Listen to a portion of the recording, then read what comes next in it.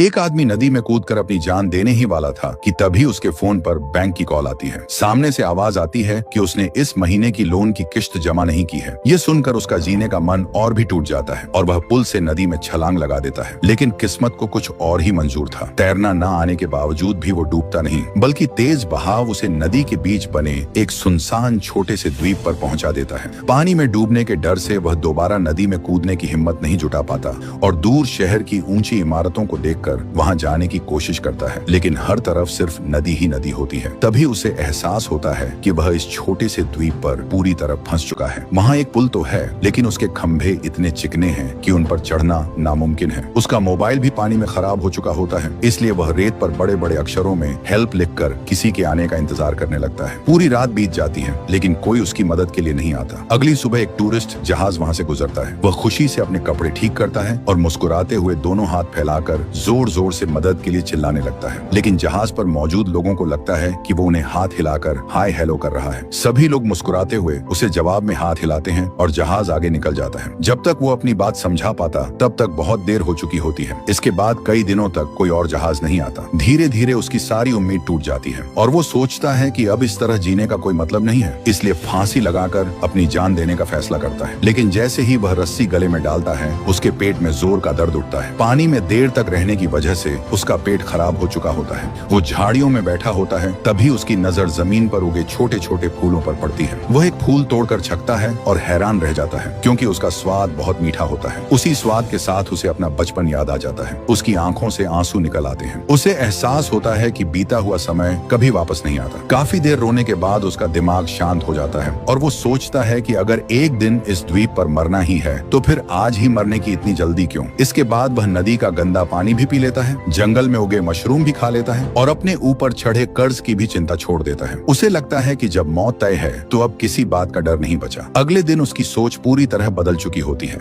वह रेत पर लिखा हेल्प मिटा देता है और उसकी जगह हेलो लिख देता है। अब अगले दिन से उसकी जिंदगी पूरी तरह बदलने लगती है। अब वह हर दिन मरने का इंतजार करने के बजाय जीने की कोशिश करने लगता है। आइलैंड पर सामान ढूंढते समय उसे किनारे पर फंसी हुई एक बतख वाली नाव मिलती है। अपना घर कभी न खरीद पाने वाला ये आदमी मजाक में उसी नाव को अपना घर बना लेता है। अब उसके पास बारिश और धूप से बचने की एक छोटी सी जगह भी होती है। कुछ दिनों बाद रोज रोज मशरूम खाकर वह परेशान हो जाता है। उसे मांस खाने का मन करता है। वह इधर उधर से रस्सियां और प्लास्टिक की पट्टियां इकट्ठी करके मछली पकड़ने का जाल बनाता है, लेकिन घंटों मेहनत करने के बाद भी एक भी मछली हाथ नहीं लगती। फिर वह भाले से मछली पकड़ने की कोशिश करता है, लेकिन भाला मछली में लगने के बजाय जमीन में धंस जाता है और वह खुद गिरते गिरते बचता है। इसके बाद उसकी नजर जंगली बत्तखों पर जाती है। वह धीरे धीरे उनके पास पहुंचने की कोशिश करता है, लेकिन बत्तखें उसे ऐसी घूरती हैं कि उसकी हिम्मत ही जवाब दे देती है। फिर वह जंगली मुर्गी पकड़ने के लिए जाल बिछाता है, लेकिन मुर्गियां उससे कहीं ज्यादा चालाक निकलती हैं। आखिर में वह पेड़ पर बैठे पक्षी को पकड़ने की कोशिश करता है। पूरी ताकत से पेड़ पर चढ़ने की कोशिश करता है, लेकिन उसकी पैंट तक घिस जाती है और वह ऊपर जाने के बजाय फिसलकर और नीचे आ जाता है। तब वह खुद पर हंसते हुए सोचता है कि शायद उसकी किस्मत में अभी सिर्फ मशरूम खाना ही लिखा है। तभी एक दिन उसे समुद्र किनारे कपड़े धोने वाले लिक्विड की एक बोतल मिलती है। वह खुश हो जाता है कि चलो इतने दिनों बाद सिर तो अच्छी तरह धो पाएगा। लेकिन जैसे ही वह झाग बनाकर बाल धो रहा होता है, तभी उसकी नजर नदी में तैरती हुई कुछ मछलियों पर पड़ती है, जो उस एक्सपायर्ड डिटर्जेंट के कारण मर गई थी। उसे इससे ज्यादा फर्क नहीं पड़ता, क्योंकि कई दिनों बाद उसके हाथ असली खाना लग गया था। वह लकड़ियां जलाकर मछलियां भूनता है। उनमें डिटर्जेंट की हल्की सी गंध जरूर होती है, लेकिन उसके लिए वह अब तक का सबसे स्वादिष्ट खाना था। अगले दिन किस्मत फिर उसका साथ देती है। वह देखता है कि मछली की हड्डियां खाने आई एक जंगली मुर्गी भी मर चुकी है। वह उसे भी पकाकर बड़े मजे से खाता है। इतने दिनों बाद पेट भरकर खाना मिलने से उसके चेहरे पर पहली बार सच्ची मुस्कान दिखाई देती है। धीरे धीरे आइलैंड की जिंदगी उसकी आदत बन जाती है। शुरुआत में जो जगह उसे जेल जैसी लगती थी, अब वही उसे सुकून देने लगती है। शहर का शोर, भाग दौड़ और तनाव अब उसे याद भी नहीं आता। वह पेड़ों के बीच घूमता है, पक्षियों की आवाज सुनता है, हवा का आनंद लेता है और अकेले ही छोटी छोटी चीजों में खुशी ढूंढने लगता है। कभी चीड़ के फलों से गोल्फ खेलता है और जब अच्छा शॉट लग जाता है तो खुद ही अपने लिए तालियां भी बजा देता है। एक दिन फिर से एक बड़ा पर्यटक जहाज वहां से गुजरता है, लेकिन इस बार वह उसे देखकर मदद के लिए नहीं भागता, बल्कि वो बिना कुछ कहे चुपचाप जंगल के पीछे छिप जाता है। उसी पल उसे एहसास होता है कि शहर की भीड़, तनाव और जिम्मेदारियों से कहीं ज्यादा उसे इस छोटे से आइलैंड की शांत जिंदगी पसंद आने लगी है। अब उसे यहाँ से भागने की नहीं, बल्कि यहीं जीने की इच्छा होने लगी थी। लेकिन उसकी यह शांत जिंदगी ज्यादा दिनों तक वैसी नहीं रहती। एक दिन उसे समुद्र किनारे कचरे के बीच इंस्टेंट नूडल्स का एक खाली पैकेट मिलता है। पैकेट पर बनी तस्वीर देखकर ही उसके मुंह में पानी आ जाता है। तभी उसे पता चलता है कि उसके उसके अंदर मसाले का पैकेट अभी भी बचा हुआ है। वह हैरान रह जाता है कि आखिर कौन ऐसा इंसान होगा जिसने नूडल्स तो खा लिए लेकिन मसाला ही नहीं डाला। उस दिन के बाद उसे नूडल्स खाने की बहुत इच्छा होने लगती है।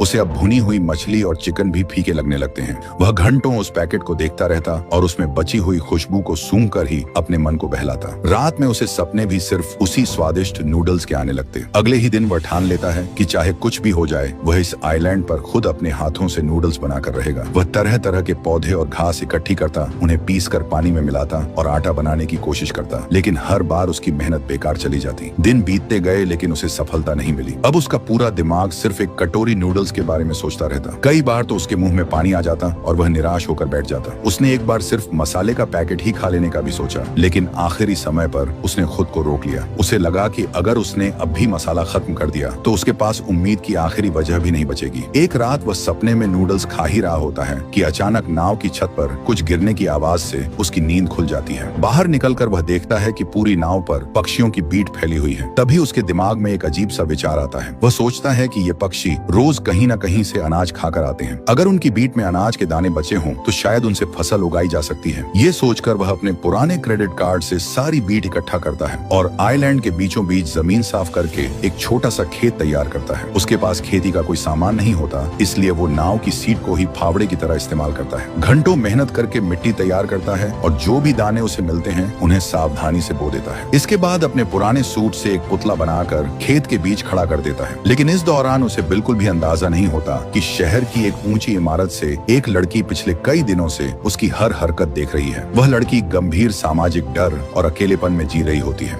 उसका कमरा कचरे से भरा रहता है और खिड़कियों पर हमेशा पर्दे लगे रहते हैं। उसकी माँ रोज दरवाजे के बाहर खड़ी होकर उससे पूछती कि उसे खाने में क्या चाहिए, लेकिन लड़की कभी सामने नहीं आती। वह सिर्फ मोबाइल पर मैसेज करके जवाब देती। उसकी माँ खाना दरवाजे के बाहर रख देती और उसके जाने के बाद ही लड़की दरवाजा थोड़ा सा खोलकर खाना अंदर ले जाती। अपनी असली पहचान से दूर रहने के लिए वह इंटरनेट पर किसी और की तस्वीरों और कहानियों से एक नकली पहचान बनाकर ब्लॉग चलाती थी। उस वर्चुअल दुनिया में वह जैसी चाहती वैसी बन सकती थी। वहाँ कोई उसके चेहरे के निशानों को नहीं देखता था, लेकिन असल जिंदगी में वह किसी से नजर मिलाने की भी हिम्मत नहीं कर पाती थी। उसका सबसे बड़ा शौक था अपने कैमरे से चांद की तस्वीरें लेना, क्योंकि उसकी नजर में चांद ही एक ऐसी जगह थी जहाँ इंसानों का शोर और भीड़ नहीं थी। हर रात चांद की तस्वीरें खींचने के बाद वह लड़की अंदर जाकर सो जाती थी। पूरे साल में सिर्फ 2 बार ही वह अपने कमरे के पर्दे खोलती थी। पहली बार तब जब शहर में होने वाली वार्षिक एयर रेड ड्रिल के दौरान सभी लोग बंकरों में चले जाते और पूरा शहर खाली हो जाता। उस समय वह खिड़की से उस सुनसान शहर को देखकर खुद को ऐसे महसूस करती जैसे वह किसी दूसरे ग्रह पर हो। लेकिन इस बार जब उसने कैमरे का झूम नदी की तरफ किया तो उसने रेत पर लिखे हेल्प को देख लिया। थोड़ा और झूम करने पर उसने देखा कि आइलैंड के बीच एक आदमी फांसी लगाने की कोशिश कर रहा है। ये देखकर वह इतनी घबरा गई कि पीछे गिर पड़ी और तुरंत पर्दे बंद कर दिए। उस रात वह बिल्कुल नहीं सो पाई। जिज्ञासा उसे बार बार खिड़की तक खींच लाती। आखिरकार उसने दोबारा कैमरा उठाया और उस आदमी को देखने लगी। ये देखकर उसे राहत मिली कि वह अभी भी जिंदा था। लेकिन अगले ही पल उसने देखा कि वह आदमी अचानक अपनी पैंट उतारकर शहर की तरफ अजीब हरकतें करने लगा। लड़की यह देखकर चौंक तो गई, लेकिन उसकी नजरें अब उस आदमी से हट ही नहीं रही थी। धीरे धीरे इंटरनेट की नकली दुनिया उसे फीकी लगने लगी। अब उसका ज्यादातर समय उस अनजान आदमी को देखने में बीतने लगा। वह रोज कैमरे से उसकी तस्वीरें खींचती और उन्हें अपने कमरे की दीवार पर चिपकाती जाती। जब वह आदमी अपनी बतख वाली नाव को खींचते खींचते थक जाता तो लड़की भी अपना हाथ आगे बढ़ाकर ऐसे धक्का देने की कोशिश करती जैसे सच में उसकी मदद कर रही हो।